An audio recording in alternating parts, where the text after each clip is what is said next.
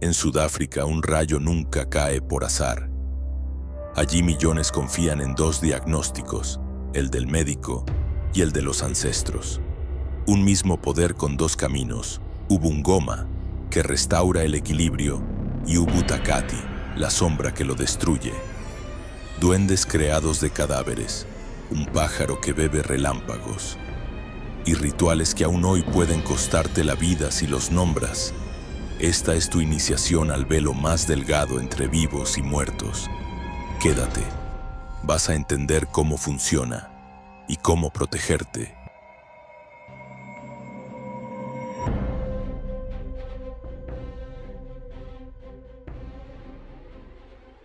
Este es el canal del brujo Efraín Balak. Les doy la bienvenida. Aquí exploramos el lado arcano de la historia, la filosofía y la brujería.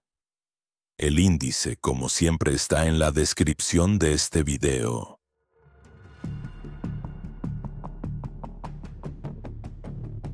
Como brujo, he dedicado mi vida a caminar por los senderos ocultos del mundo, y pocos lugares vibran con una energía tan cruda y profunda como Sudáfrica. En las lenguas locales esta dualidad es fundamental. Existe el Ubungoma, la práctica sagrada de los sanadores que escuchan la voz de los ancestros para restaurar el equilibrio. Y existe el Ubutakati, el camino de la sombra, la brujería deliberada, podríamos llamar magia negra, que se utiliza para causar daño. No son dos magias distintas, son dos intenciones aplicando un mismo poder. Para que dimensionen la magnitud de lo que hablo, consideren esto. En Sudáfrica existen alrededor de 200.000 sanadores tradicionales, los sangomas e inyangas, frente a solo 25.000 médicos formados en la ciencia médica. Se estima que más del 60% de la población confía en ellos. Esto no es folclore. Es una realidad vivida por millones de personas que entienden que un virus puede ser tratado con una pastilla. Pero la raíz de la desgracia, la semilla de la mala suerte, debe ser arrancada por un especialista en el mundo espiritual. En Sudáfrica, la línea entre el mundo de los vivos y el de los muertos no es un muro, es un velo delgado que los ancestros, los espíritus de la naturaleza y otras entidades cruzan constantemente para influir en nuestra existencia. Cada enfermedad, cada golpe de suerte, cada tormenta tiene una explicación que va más allá de lo visible. ¿Pero qué es realmente esta magia? ¿Es solo un conjunto de supersticiones o un sistema de conocimiento con sus propias leyes y lógica? En este viaje, desvelaremos juntos cada una de sus facetas. Les enseñaré los pilares de su poder, la comunicación directa con los ancestros y cómo ellos son la fuente de toda autoridad mágica. Conocerán a los guardianes de este saber, los sangomas que leen el futuro en huesos esparcidos sobre una estera, y a los inyangas, maestros herbolarios cuyo conocimiento de las plantas es tan profundo que pueden curar el cuerpo y el alma. Exploraremos el arte práctico del hechizo y la protección, rituales cotidianos para atraer el amor, la prosperidad y, más importante aún, para defenderse. Porque también nos adentraremos en el lado oscuro. Hablaremos sin tapujos de las maldiciones, de los tokoloshe, duendes malignos creados a partir de cadáveres para atormentar a los vivos, del temible impúndulu, el pájaro del relámpago que sirve como familiar a las brujas, e incluso de la zombificación sudafricana, que es distinta a la haitiana o la del vudú. Recorreremos su historia, desde las cacerías de brujas en los reinos precoloniales hasta la represión brutal durante la era del apartheid, y veremos cómo esta magia ancestral ha resistido y se ha reinventado para sobrevivir en el siglo XXI. Cada historia, cada ritual y cada ser que les presentaré está respaldado por relatos, por datos históricos y por la profunda coherencia interna de una cosmovisión milenaria. Como lo documentan estudiosos desde Henry Callaway en el siglo XIX hasta académicos contemporáneos como Adam Ashford. Esta es una iniciación, una invitación a entender que el mundo es mucho más complejo y mágico de lo que nos han contado.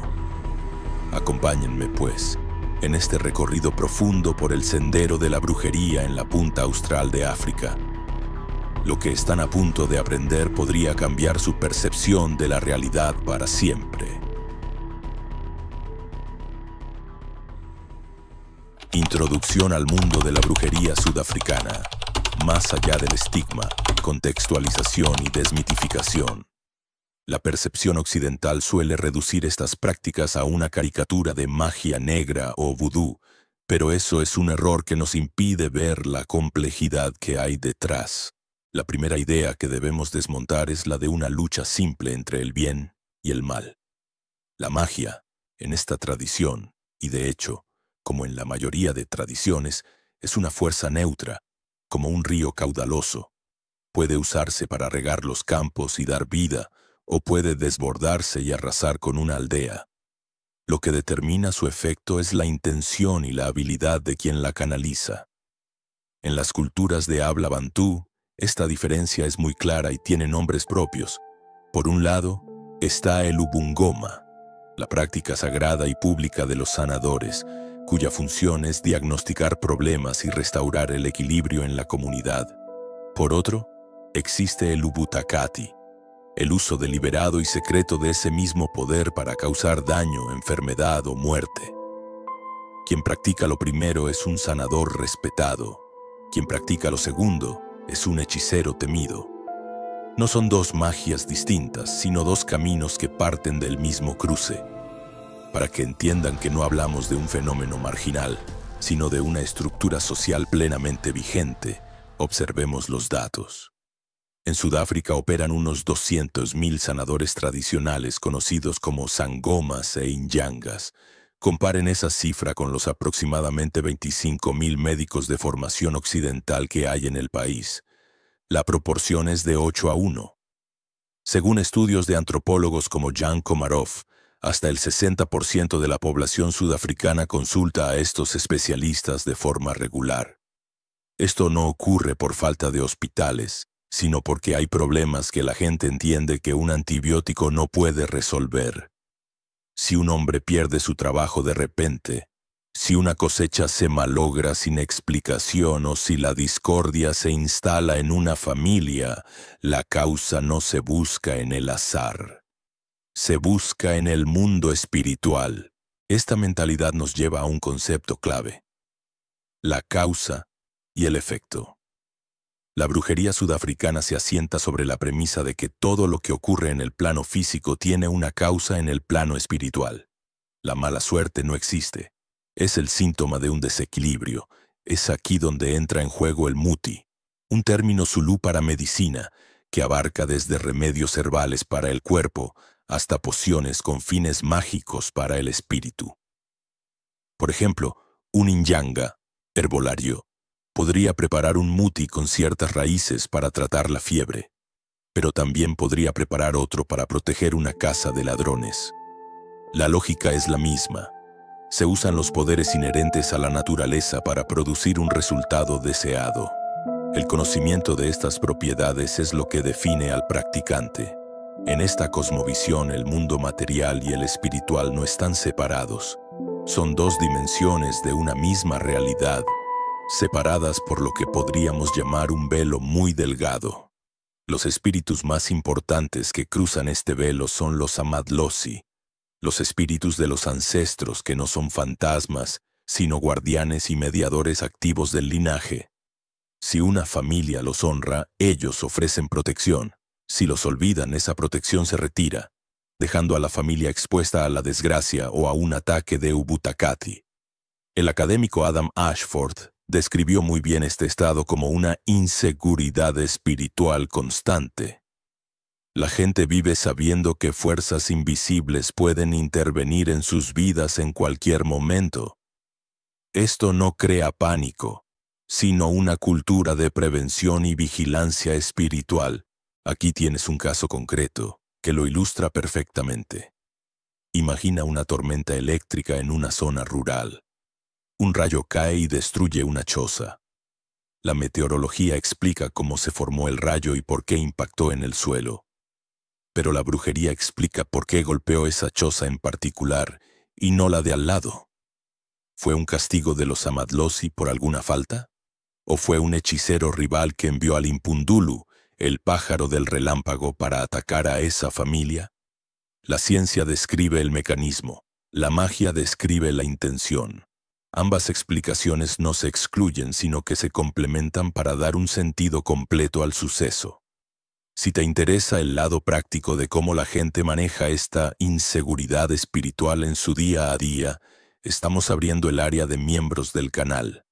Allí encontrarás rituales claros, técnicas de protección y consejos aplicables. Por ejemplo, cómo limpiar energéticamente tu hogar o reconocer señales de advertencia en tu entorno. Puedes unirte con el botón Unirme y acceder a videos privados adicionales. En definitiva, lo que estamos explorando no es una colección de supersticiones, sino un sistema de conocimiento coherente y una disciplina espiritual con sus propias reglas, practicantes y resultados observables en la sociedad.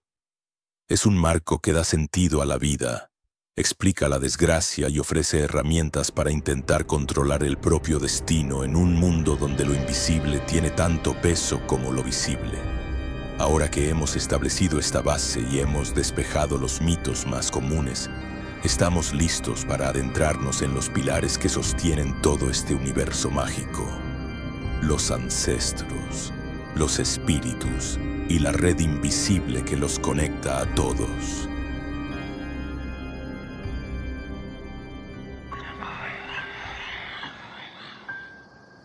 Vamos a hacer un breve paréntesis para comentarte.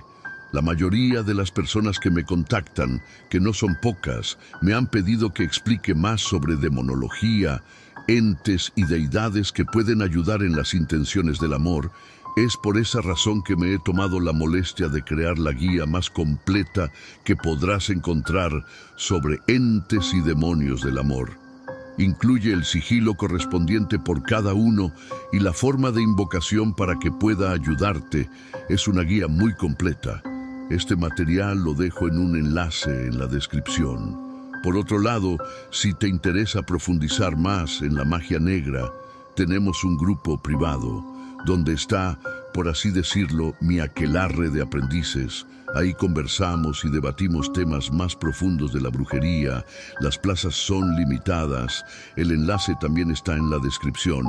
Finalmente, si te interesa contactarme para algún trabajo de cualquier tipo, mi único correo es efraimbalak@gmail.com y mi única web es efraimbalak.org. No intenten comunicarse por otro medio. Gustoso les atenderé. Tengan en cuenta, por favor, que muchas personas intentan contactarse conmigo y a veces me resulta demoroso responder a todos, pero siempre lo hago. Para acabar, incluyo en la caja de descripción un regalo si están interesados en la magia negra y los hechizos de amor. Continuemos. Los pilares de la magia sudafricana. Ancestros, espíritus y la red invisible. Principios fundamentales. Para comprender cómo funciona la brujería sudafricana en la práctica, es crucial entender de dónde emana su poder. Y esa fuente, la central energética de todo el sistema, tiene un nombre y una función muy claros: los ancestros. Todo ritual, toda adivinación y todo acto de poder están conectados de una forma u otra a ellos. Sin su mediación, la magia es como una flecha sin arco, un objeto inerte, sin dirección ni fuerza. Primero es fundamental desechar la imagen occidental de los fantasmas o almas en pena. En tradiciones como la Zulu y la Xhosa, los ancestros, conocidos como los Amadlosi, no son espectros que vagan sin rumbo. Son considerados miembros plenamente activos de la familia que simplemente residen en un plano de existencia diferente. Pensemos en ellos como los ancianos venerados del clan, los fundadores del linaje que, incluso después de la muerte, siguen velando por el bienestar de sus descendientes. Su función es doble y muy específica. Son los protectores del linaje y los únicos mediadores con el mundo espiritual. Como protectores forman un escudo alrededor de su familia, pero esta protección no es automática. exige una relación constante de respeto y memoria. Como mediadores, son el único canal a través del cual un ser humano puede dirigir sus peticiones a fuerzas superiores. Esta conexión es tan profunda que el propio camino para convertirse en sanador, en Sangoma, no es una elección personal, sino un llamado forzoso de los Amadlozi. El proceso se conoce como Ukutwasa, la enfermedad de iniciación. La persona escogida comienza a experimentar una serie de aflicciones que la vida moderna no puede explicar. Sufre sueños proféticos vívidos y a menudo aterradores, sueños de ser perseguido por animales salvajes, de ser sumergido en ríos profundos o de hablar con parientes ya fallecidos. Enfermedades físicas que ningún médico logra diagnosticar y una profunda angustia espiritual.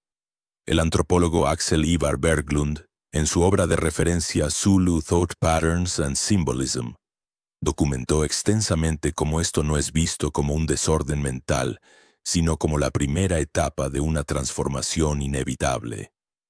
Los ancestros están literalmente desmantelando la vida ordinaria del elegido para reconstruirlo como un puente entre los dos mundos. Ignorar este llamado solo agrava el tormento. La única cura es rendirse al destino y comenzar el entrenamiento. Esto nos lleva a una pregunta práctica. ¿Cómo se comunican estos ancestros si no hablan directamente? Su lenguaje es simbólico y se manifiesta principalmente a través de 3 vías. La primera son los sueños. Soñar de forma recurrente con un animal específico, como una serpiente o un leopardo, es interpretado como un mensaje directo de un ancestro que se presenta a través de su animal totémico. La segunda vía son las sincronicidades, esas coincidencias significativas que ocurren en la vida diaria. Pero el método más dramático que utilizan para llamar la atención es permitir el infortunio, una enfermedad que se vuelve crónica, la muerte inexplicable del ganado, la pérdida repentina de un trabajo. Estos eventos no se ven como una racha de mala suerte, se interpretan como una secuencia de mensajes, una alarma que indica que la conexión con los Amadlozi se ha roto. La familia, de alguna manera, ha fallado en sus deberes. Aquí es donde la función del Sangoma se vuelve crítica. No es un hechicero que impone su voluntad, sino un traductor del lenguaje espiritual. Una persona común siente el dolor de la desgracia, pero no entiende su causa raíz. El Sangoma, a través de sus métodos de adivinación, principalmente el lanzamiento de huesos conocido como Ukufajla, establece un diálogo directo con los ancestros del cliente. La tirada de huesos no es un truco, es un mapa de las tensiones espirituales que afectan a la persona. Las preguntas son directas. ¿Qué ha ocurrido? ¿Qué necesitan para restablecer la paz? La respuesta dictará el remedio, que suele ser una ofrenda para reparar la ofensa. Esta puede ser tan simple como verter un poco de licor en el suelo mientras se les habla, una libación, o tan compleja como el sacrificio de una cabra, cuya fuerza vital se ofrece para alimentar y honrar a los Amadlozi. Pero los ancestros no son los únicos habitantes de este mundo invisible. La cosmovisión sudafricana es profundamente animista, lo que significa que todo en la naturaleza tiene un espíritu. Los ríos, las montañas, los árboles e incluso las rocas son entidades vivas con conciencia. Un Inyanga, el maestro herbolario, no solo conoce las propiedades químicas de una planta, sabe que para recolectar una raíz con fines curativos, primero debe dirigirse al espíritu de esa planta, pedirle permiso y dejarle una pequeña ofrenda, como una moneda o un poco de tabaco. Si se toma la raíz por la fuerza, la planta no entregará su poder medicinal. Por tanto, el poder del Muti no es solo botánico, es una combinación de propiedades físicas y bendiciones espirituales. Sin la activación por parte de los espíritus, la hierba más potente es inútil. Todo en este sistema está interconectado en un delicado ecosistema espiritual. Un acto de falta de respeto hacia un río puede enojar a los ancestros. Una promesa rota puede debilitar el escudo protector del linaje. Comprender estas conexiones y saber cómo mantener el equilibrio es la verdadera esencia de la magia. Estos son los cimientos sobre los que se construyen todos los hechizos, rituales y actos de poder que exploraremos a continuación. Sangomas e inyangas, guardianes del equilibrio y practicantes de la magia benéfica, roles clave. Ahora que entendemos que los ancestros son el eje del poder espiritual en Sudáfrica, es momento de enfocarnos en los individuos que interactúan con ese poder. En la práctica del Ubungoma, la magia benéfica y comunitaria, existen dos figuras principales que, aunque a menudo colaboran, cumplen funciones muy diferentes: el Sangoma y el Inyanga. Es un error común, incluso dentro de Sudáfrica, usar estos términos como si fueran sinónimos. Para un practicante, la diferencia es tan clara como la que existe entre un médico que diagnostica una enfermedad y un farmacéutico que prepara el medicamento. El Sangoma es, ante todo, un médium y un adivino. Su función principal no es mezclar hierbas, sino diagnosticar la causa espiritual de un problema. Es la persona que ha sido llamada por los ancestros a través de la enfermedad de iniciación, Ukutuasa, y ha sido entrenada para ser su voz en el mundo de los vivos. Su autoridad no proviene de libros, sino de su conexión directa y demostrable con el mundo espiritual. El Sangoma es el especialista al que se acude cuando la vida se tuerce sin una razón lógica. Su herramienta principal es el Ukupahla, el lanzamiento de los huesos. Esto no tiene nada que ver con leer la suerte. El conjunto de huesos de un Sangoma, conocido como Amatambo, es una colección personal de objetos cargados espiritualmente que ha ido reuniendo a lo largo de su vida. Puede incluir vértebras de serpiente, caparazones de tortuga, garras de león, conchas, dados, monedas antiguas e incluso objetos modernos como una bujía de coche.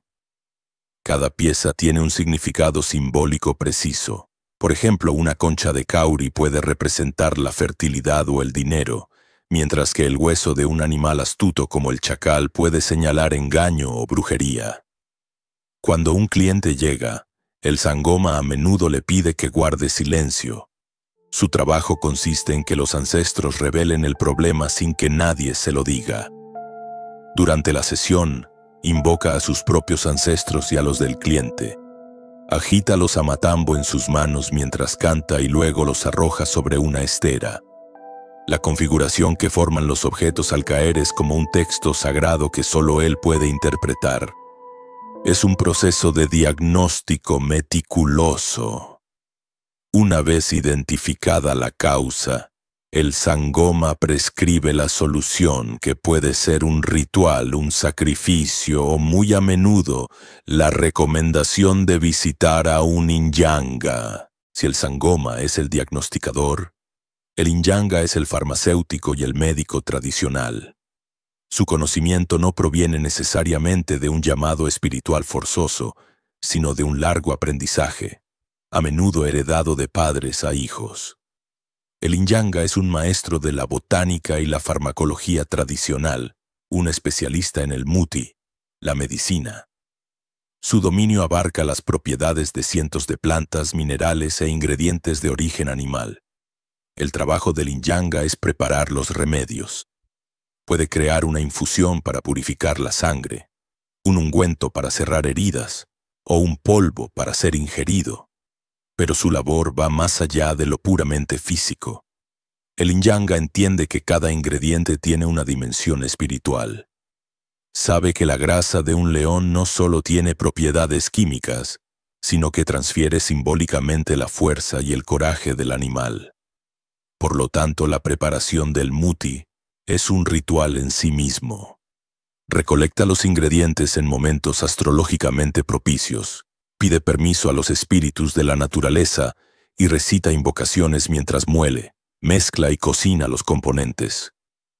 El remedio que entrega no es solo una medicina, es un objeto cargado de poder, El Inyanga también es el especialista en crear amuletos de protección o preparados para fortalecer una casa contra la brujería. Mientras que el Sangoma trabaja principalmente en el plano de la adivinación, el Inyanga trabaja en el plano de la acción y la manifestación material.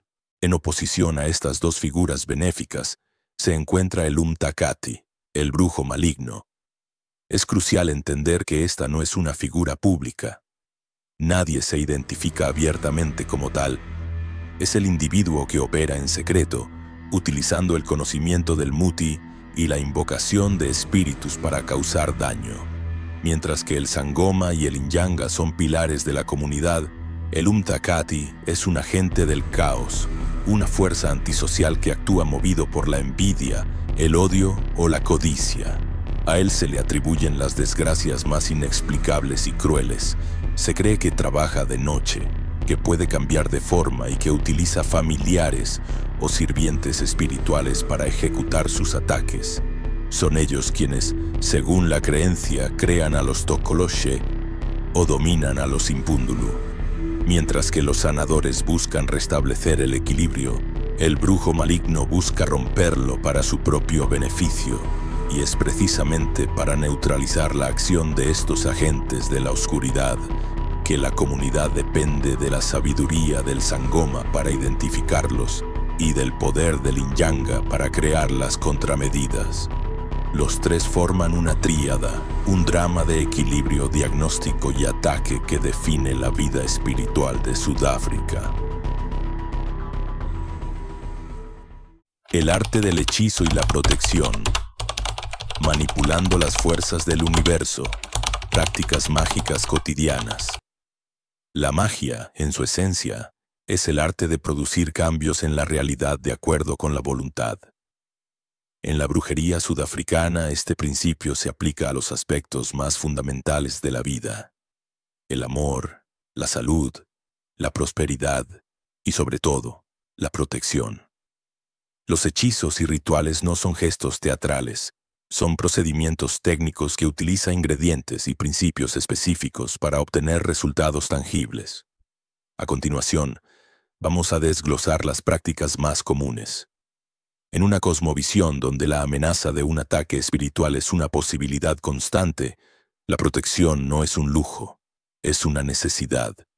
La defensa mágica es la disciplina más practicada y extendida. Para proteger un hogar, un Inyanga puede preparar un muti específico que se entierra en las 4 esquinas de la propiedad. Este preparado suele contener hierbas de poder, minerales y, a menudo, fluidos corporales del dueño de la casa como orina, para vincular energéticamente la protección a la familia. Esto crea lo que se entiende como una barrera espiritual que repele las energías negativas y a los espíritus malignos enviados por un enemigo. Es como instalar un sistema de alarma, pero en el plano invisible. Otro método común es colgar amuletos protectores conocidos como intelesi sobre la entrada principal de la casa. Estos pueden ser pequeños sacos de tela llenos de raíces y polvos, o incluso partes de animales como garras o dientes, que actúan como guardianes.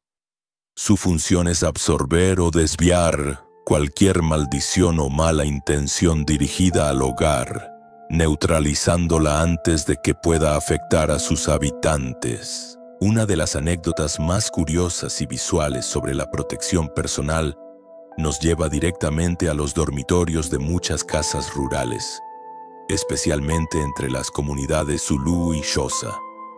Me refiero a la costumbre de elevar las camas sobre pilas de ladrillos.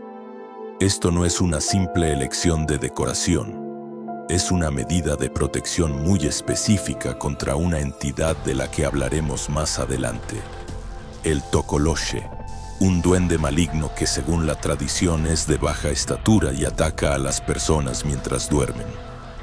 La creencia sostiene que este ser no puede trepar, por lo que elevar la cama lo suficiente pone a sus ocupantes fuera de su alcance. Esta práctica, documentada por numerosos etnógrafos, Es un ejemplo perfecto de cómo una creencia sobrenatural moldea directamente el entorno físico y los hábitos cotidianos de las personas, lejos de la imagen oscura de la brujería. Una gran parte de la práctica se dedica a mejorar la vida de las personas en aspectos mundanos. Los hechizos de amor, conocidos como Umuti Wotando, son extremadamente populares. No se trata necesariamente de forzar la voluntad de alguien, sino de endulzar el camino para que el amor florezca. Un practicante puede crear un polvo hecho con hierbas de atracción que la persona interesada debe esparcir discretamente por donde camina el ser amado. La idea es que, al entrar en contacto con el polvo, la energía de la persona se vuelva receptiva y favorable. También se utilizan amarres, donde se usan objetos personales de ambos individuos como cabellos o trozos de tela, que se atan juntos y se entierran o se guardan en un lugar secreto para sellar la unión. De manera similar, la magia de prosperidad es una herramienta común para quienes buscan mejorar su situación financiera. Un comerciante puede acudir a un inyanga para obtener un muti que llame a los clientes. Este puede ser un preparado que se quema como incienso en el negocio, o un líquido con el que se lavan las manos antes de empezar la jornada laboral.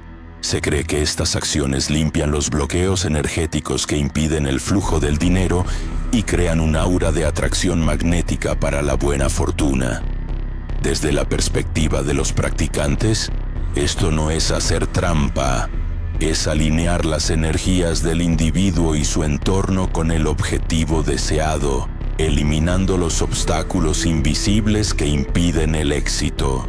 Cuando una persona siente que está salada, es decir, que arrastra una racha de mala suerte, o sospecha que ha sido víctima de un ataque de brujería menor, el primer paso es siempre una limpieza espiritual. Estos rituales están diseñados para purgar cualquier energía negativa que se haya adherido al cuerpo o al campo energético de la persona. Una de las técnicas más comunes es el baño con hierbas amargas.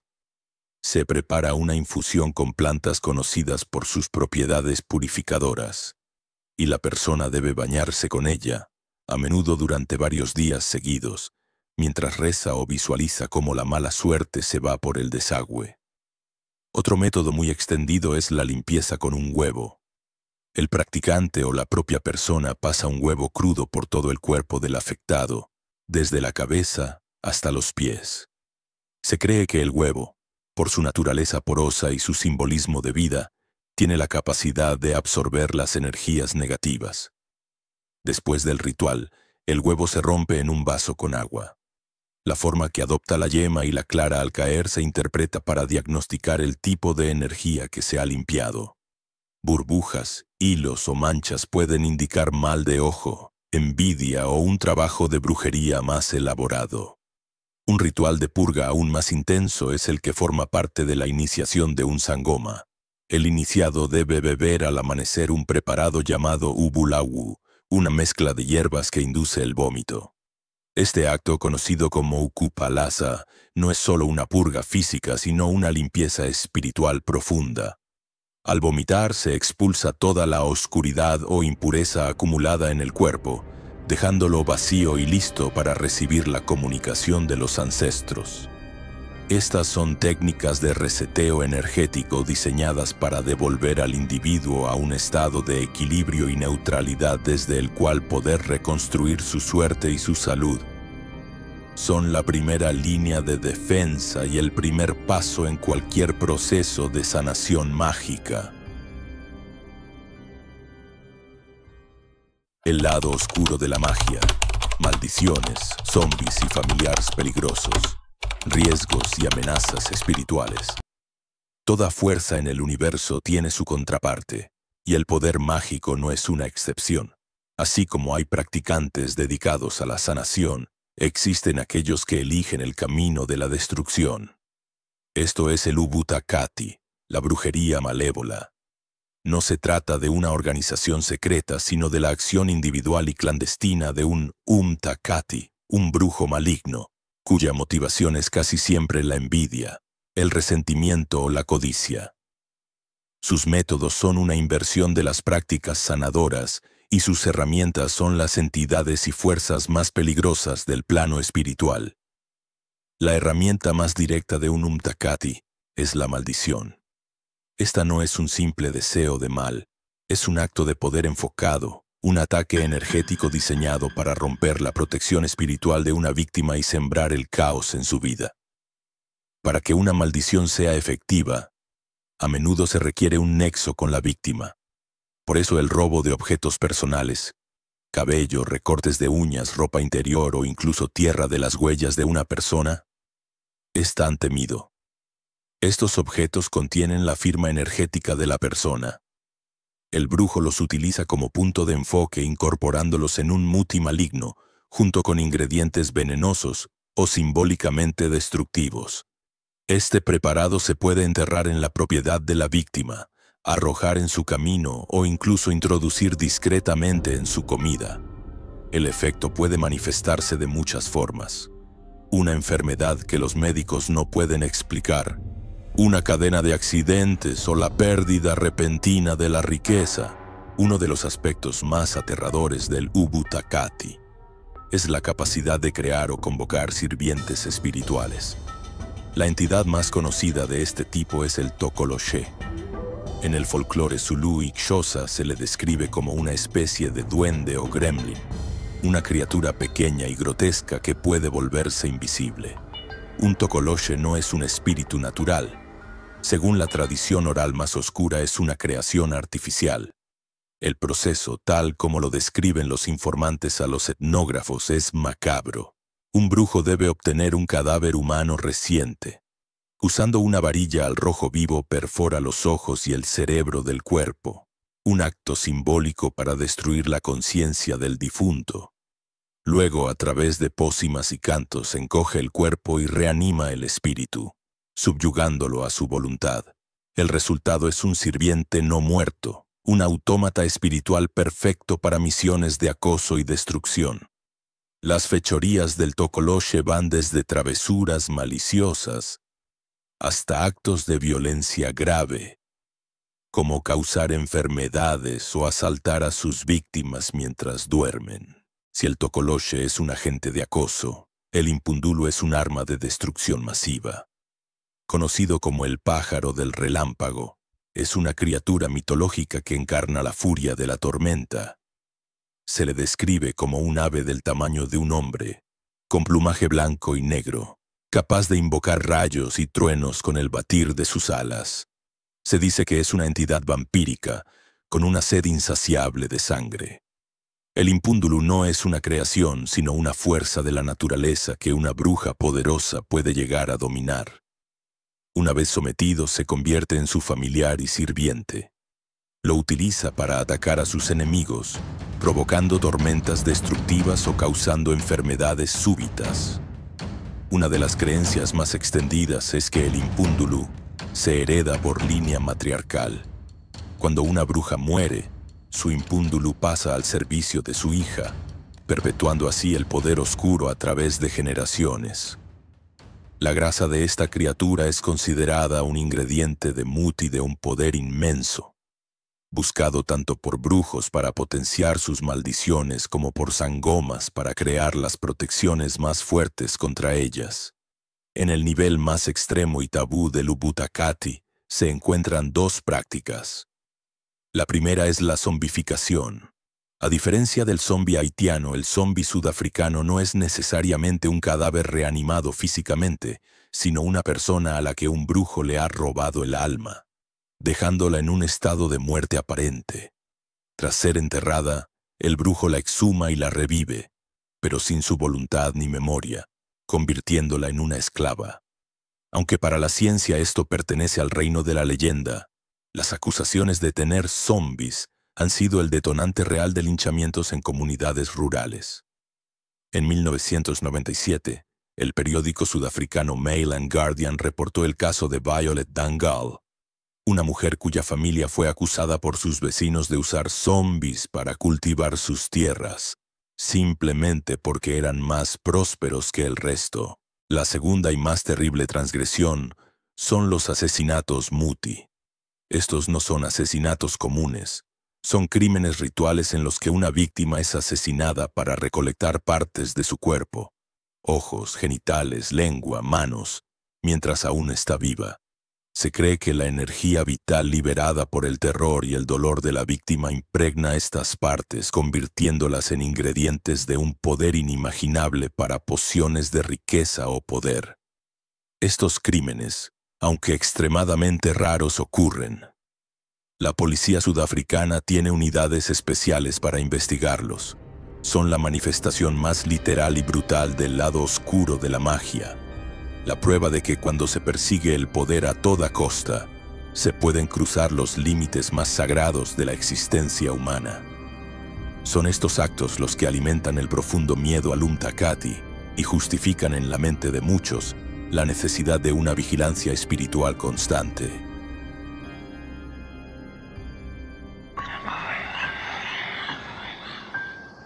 Tengo que recordarte que si necesitas contactarme por algún motivo, solamente tengo un correo y una web oficial.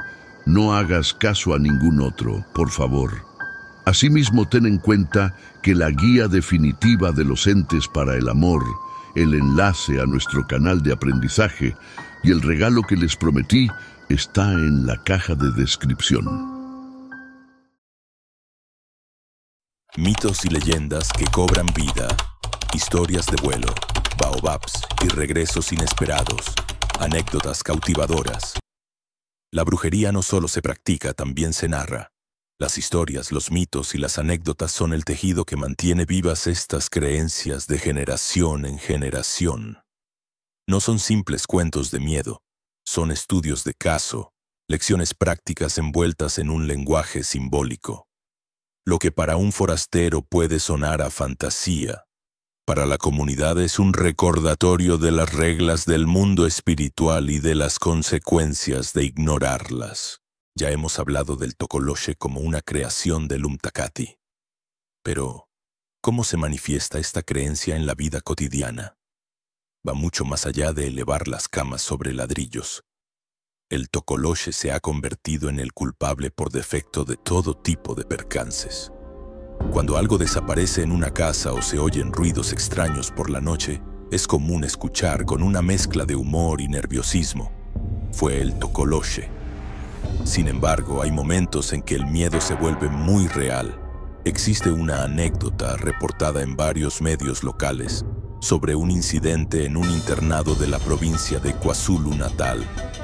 Varias estudiantes comenzaron a quejarse de que una presencia invisible las molestaba por la noche, tirando de sus mantas y susurrando en sus oídos. El pánico se extendió.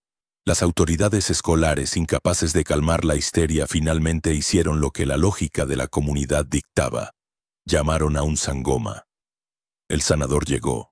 Realizó un ritual de purificación y, según los testigos, logró atrapar al Tokoloshe en una botella que luego selló con muti. Se dice que esa botella fue entregada al director de la escuela y que desde entonces el acoso cesó. La imagen de la bruja volando no es exclusiva de Europa, pero en Sudáfrica adopta formas muy diferentes. Aquí no hay escobas. Según la tradición oral, especialmente entre los Xhosa y los Zulu, las brujas viajan por la noche montadas sobre animales, a menudo sus familiares. El animal más comúnmente asociado con este transporte nocturno es la hiena. Su risa inquietante y sus hábitos carroñeros la convierten en el vehículo perfecto para un practicante de las artes oscuras. Los ancianos de las zonas rurales relatan historias de haber visto en las noches de luna llena siluetas de brujas cabalgando hienas a través de las colinas en dirección a sus aquelarres secretos. Otros animales también forman parte de este bestiario de transporte mágico. Se habla de brujas volando sobre babuinos o incluso sobre avestruces. Estas historias, aunque puedan parecer fantásticas, cumplen una función práctica. Delimitan el espacio. Convierten el paisaje nocturno en un territorio peligroso y cargado de poder, un lugar donde solo los iniciados o los necios se aventuran. Una anécdota moderna que ilustra la persistencia de esta creencia se volvió viral hace unos años. Un periódico de Suazilandia, actual Eswatini, publicó una noticia que afirmaba que la Autoridad de Aviación Civil había advertido a las brujas que no volaran con sus escobas a más de 150 metros de altura para no interferir con el tráfico aéreo. La noticia resultó ser una sátira, pero fue recogida por medios de todo el mundo como si fuera real. ¿Por qué? Porque encajaba perfectamente en el imaginario popular. Las leyendas a menudo se anclan a lugares físicos, convirtiendo árboles, rocas o cuevas en centros de poder. En la provincia de Limpopo existe la leyenda de un enorme y antiguo árbol baobab, hueco por dentro, que servía como lugar de reunión para las brujas de la región. Los pastores que pasaban la noche cerca de allí contaban que a medianoche se podían oír risas y el tintineo de pequeñas campanas provenientes del árbol. Según el mito, las brujas colgaban estas campanas en las ramas para que el viento las hiciera sonar, alertándolas si algún extraño se acercaba a su ritual. Con el tiempo, una investigación antropológica ofreció una explicación histórica más mundana.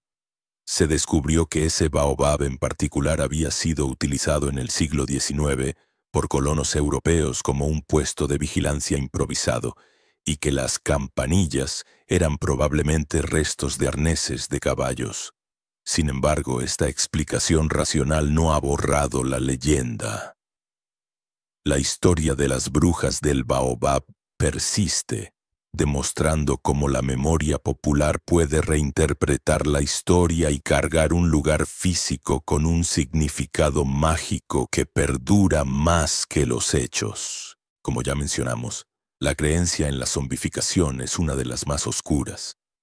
Y a veces, esta creencia salta de la leyenda a la vida real de formas impactantes. En 2012, un conocido cantante de gospel que había sido dado por muerto durante 2 años, reapareció de repente en su aldea. Su historia que relató públicamente era escalofriante. Afirmó haber sido secuestrado por brujos que lo convirtieron en un zombi y lo mantuvieron cautivo en una cueva, obligándolo a cantar para ellos.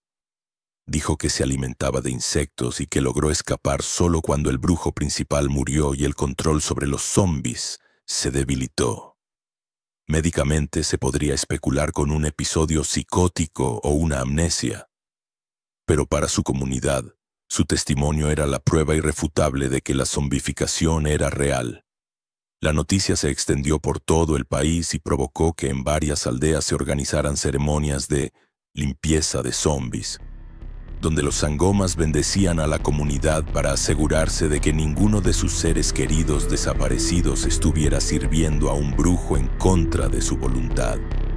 Estas historias, ya sean hechos literales o metáforas de un trauma profundo, cumplen una función social crucial, explican la prosperidad inexplicable de algunos, se acusa a los ricos de usar zombis para trabajar para ellos, y refuerzan la idea de que la envidia es la puerta de entrada a la brujería más peligrosa. Cada uno de estos mitos, desde el duende travieso hasta el zombi esclavizado, es una pieza del complejo rompecabezas cultural que da forma a la realidad de la brujería en Sudáfrica. La brujería a través del tiempo. De la cacería precolonial a la represión colonial, evolución histórica humilde. La brujería sudafricana, tal como la conocemos, es el resultado de siglos de evolución, conflicto y adaptación. Sus raíces son antiguas, pero su forma actual ha sido profundamente marcada por la colisión con el mundo exterior. Para entenderla, debemos dividir su historia en 2 grandes actos: el orden precolonial, donde la brujería era una parte integral del sistema de justicia, y la era colonial, donde se convirtió en un crimen a erradicar. Antes de la llegada de los europeos en las sociedades bantú del sur de África, como los Zulú, Xhosa o Soto, la brujería, el Ubutakati, no era una simple creencia, era considerado un delito de la más alta gravedad, equiparable a la traición. En un mundo donde la supervivencia de la comunidad dependía de la armonía social y el favor de los ancestros, un Umtakati era visto como un agente del caos, un saboteador cósmico que amenazaba el bienestar de todos. Por lo tanto, el sistema de justicia tradicional tenía mecanismos muy específicos y brutales para lidiar con esta amenaza. El más conocido era el ritual de olfateo de brujas, Smelling Out. Cuando una serie de desgracias inexplicables afligía a una comunidad, se asumía que un brujo era el responsable. El jefe o rey convocaba a un especialista en adivinación, a menudo una mujer conocida como Isangoma, cuya función era identificar públicamente al culpable. Este no era un juicio privado. Era un evento público de gran tensión dramática. La adivina, entrando en un estado de trance a través de danzas y cánticos, se movía entre la multitud reunida. En el clímax del ritual señalaba al individuo que, según los espíritus, era el brujo. Las consecuencias eran inmediatas y fatales. El acusado era ejecutado en el acto, a menudo de formas muy violentas. En muchos casos, el castigo se extendía a toda su familia y a su ganado, que también eran exterminados. La lógica detrás de esta brutalidad era la de una cirugía radical. La brujería era vista como un cáncer que, si no se extirpaba de raíz, contaminaría a toda la comunidad. Reyes poderosos como Shaka Zulu, a principios del siglo XIX, utilizaron estos rituales no solo para mantener el orden espiritual, sino también como una herramienta política para eliminar a sus rivales, acusándolos de brujería. Con la llegada de los colonos europeos, este sistema se enfrentó a una cosmovisión completamente opuesta. Para la mentalidad europea de la época, la brujería africana era una superstición primitiva que debía ser erradicada. Los misioneros la condenaron como paganismo y la administración colonial la vio como una amenaza al orden público.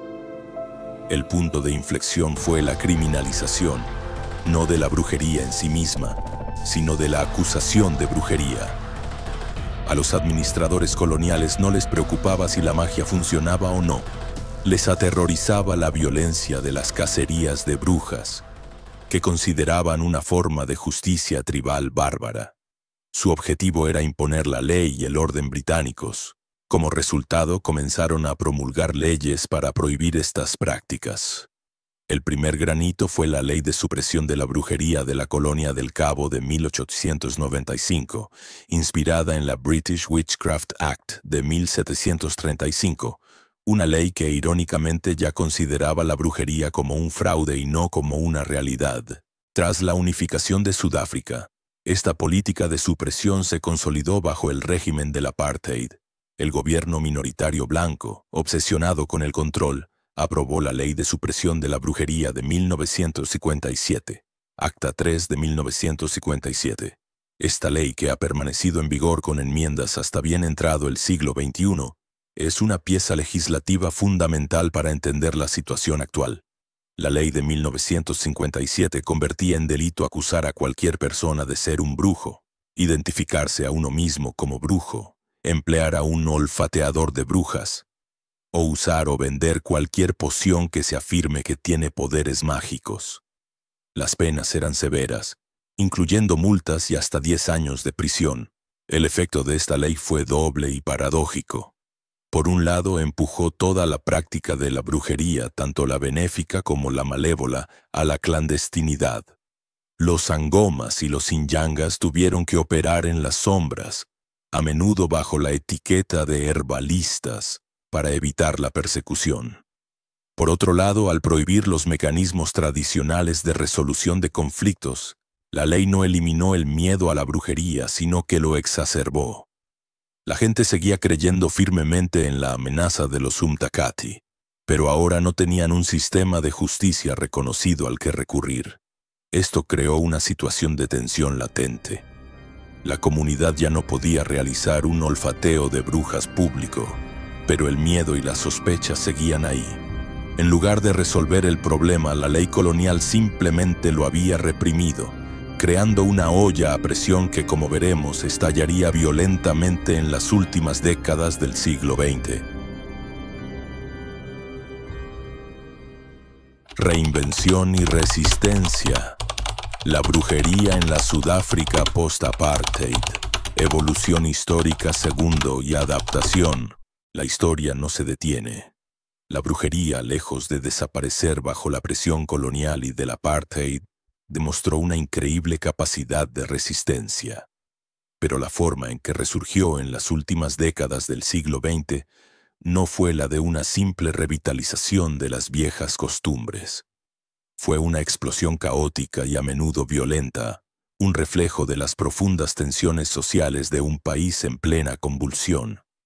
El periodo de transición entre finales del apartheid y los primeros años de la democracia, aproximadamente de 1985 a 1995, fue testigo de un fenómeno aterrador, una oleada de cazas de brujas modernas. Estas no eran los rituales organizados del pasado, sino linchamientos brutales y espontáneos, llevados a cabo por multitudes enfurecidas, a menudo compuestas por jóvenes desempleados y frustrados.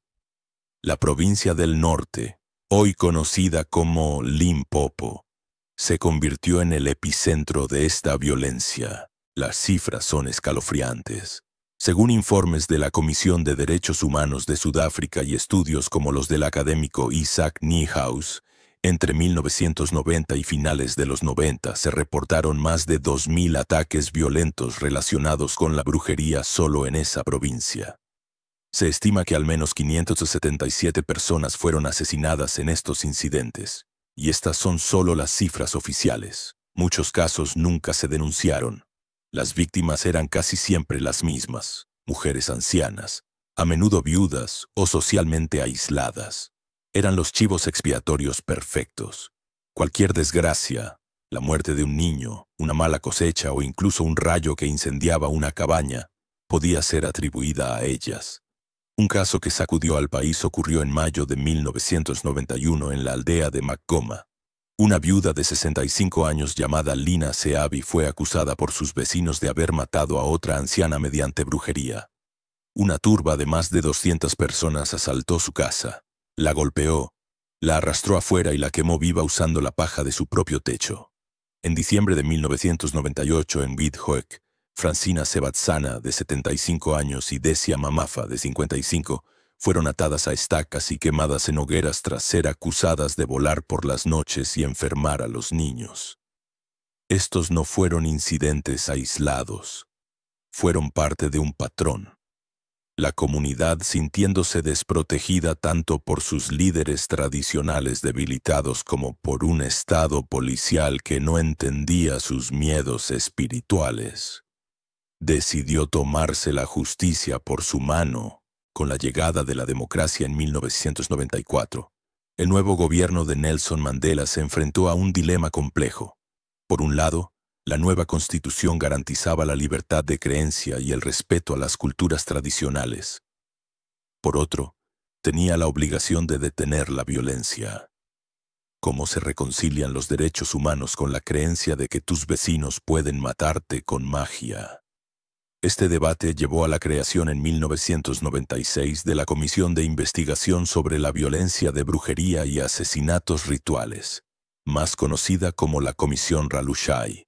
Sus conclusiones fueron un punto de inflexión. La comisión reconoció que la creencia en la brujería era una realidad innegable para millones de sudafricanos y que la vieja ley de 1957 era ineficaz. En lugar de seguir con una política de prohibición total, se propuso un nuevo enfoque. Regular, no reprimir. En 1998, en una conferencia nacional celebrada en Thohoyandou, se emitió la Declaración de Thohoyandou sobre la eliminación de la violencia de brujería.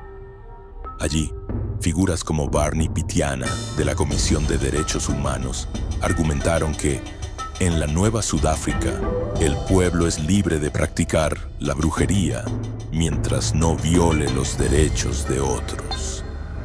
La idea era despenalizar la práctica de la sanación tradicional, al tiempo que se castigaba con dureza la violencia y las acusaciones falsas. Este cambio de paradigma culminó en una pieza legislativa histórica, la Ley de Sanadores Tradicionales, Traditional Health Practitioners Act, de 2007.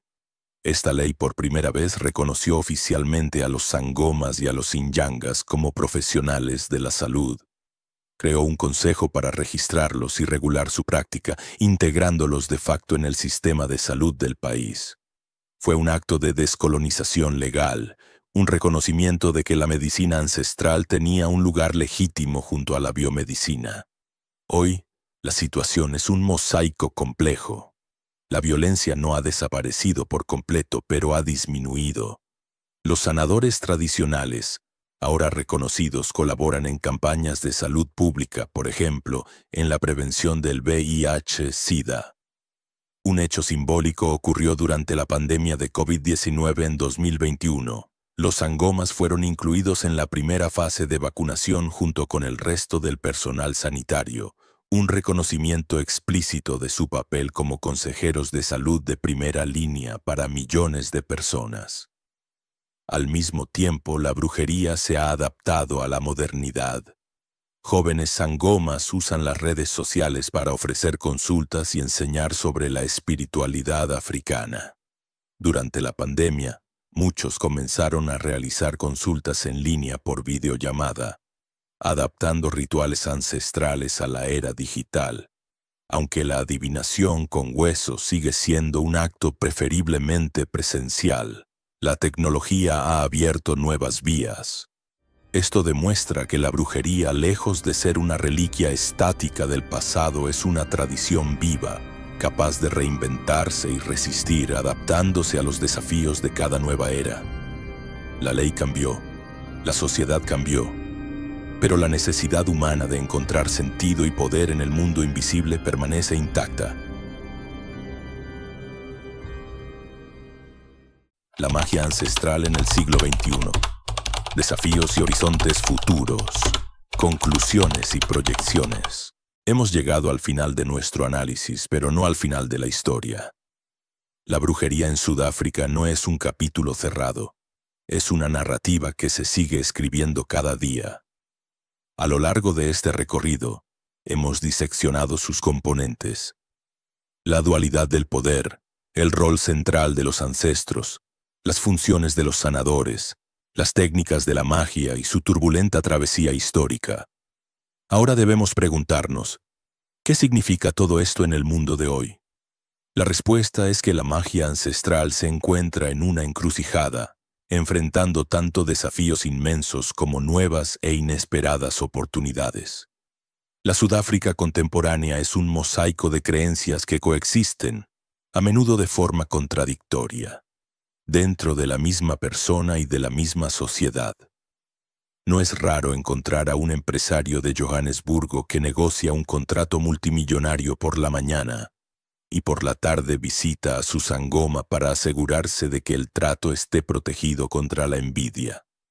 O a una enfermera que administra antirretrovirales en un hospital público, pero que también aconseja a sus pacientes que realicen un ritual de purificación para limpiar la causa espiritual del VIH. Esta convivencia es la norma, no la excepción. La brujería ya no se esconde.